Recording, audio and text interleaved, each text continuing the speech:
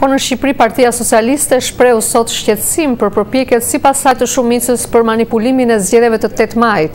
Kryetari socialist tha se zgjedhjet janë në rrezik dhe këmbguli që opozitës t'i vijë në dispozicion lista e zgjedhësve deri më datën 8 mars, e cila sipas kodit zgjedhor nuk mund të ndryshohet më. Drejtori i përgjithshëm i gjendjes civile Armand Teliti u kundërpërgjigj duke shpjeguar se opozitës do t'i vihet në dispozicion lista përfundimtare, ashtu si kundër i është dhënë lista paraprake tetorin e kaluar. Njofton nga Tirana korespondenti ynë atje Armand Mero. Opozita shpreh të alarmuar për zgjedhjet e 8 majit, të cilat sipas saj janë në rrezik, duke akuzuar shumicën e djathtë në pushtet se po përpiqet në mënyrë të vazhdueshme për manipulime. Sot vetëm thuajse 6 javë përpara zgjedhjeve të 8 majit nuk ka ndryshuar asgjë dhe nuk ka asnjë garanci që na shtyn të mendojmë se procesi i ardhshëm zgjedhor do të jetë ndryshe nga ai i mëparshëm. Zgjedhjet e 8 majit janë plotësisht në rrezik. Kryetari socialist tha sot se kërkesat e opozitës lidhen me transparencën e listave të zgjedhësve, vënien në përdorim ditën e votimit të aparaturave që do të verifikonin vërtetësinë e kartave të identitetit, si dhe njohjen e së drejtës së çdo force politike për hapjen e kutive të votimit për të shmangur sipas tij korrupsionin elektoral.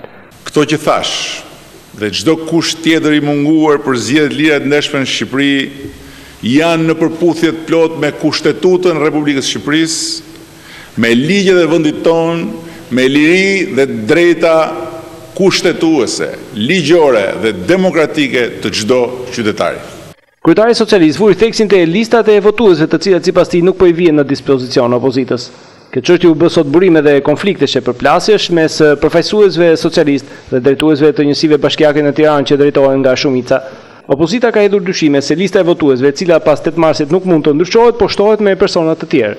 Në qoftë se lista e zgjedhësve nuk do të na jepet menjëherë në dispozicion, sikundër kemi kërkuar zyrtarisht në bazë të ligjit të kodit zgjedhor ekzistues, ne do ta përshkallëzojmë veprimin ton kundër këtij pushteti që kërkon të rivjedh votat, ashtu si kundër në kushtet e vazhdimit të kësaj tentative të hap për manipulim.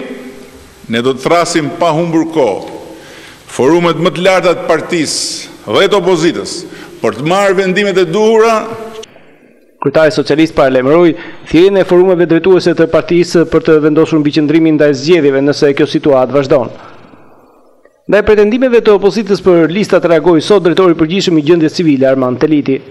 Drejtoria e përgjithshme e gjendjes civile ju bën me dije se në bazë të nenit 57 të kodit zgjedhor është e detyruar të vërë në dispozicion subjekteve zgjedhore listat paraprake dhe listat përfundimtare. Sqarojmë se kodi zgjedhor nuk e njeh konceptin e listës paraprake të përditësuar, por vetëm listë paraprake dhe listë përfundimtare. Ndërkaq që opozita regjistroi në Komisionin Qendror të Zgjedhjeve pasdite koalicionin Aleanca për të Ardhmen, me të cilin do të parqitet në zgjedhjet e 8 majit, i përbërë nga më shumë se 20 forca politike. Për Zërin e Amerikës, Armand Mero, Tiranë.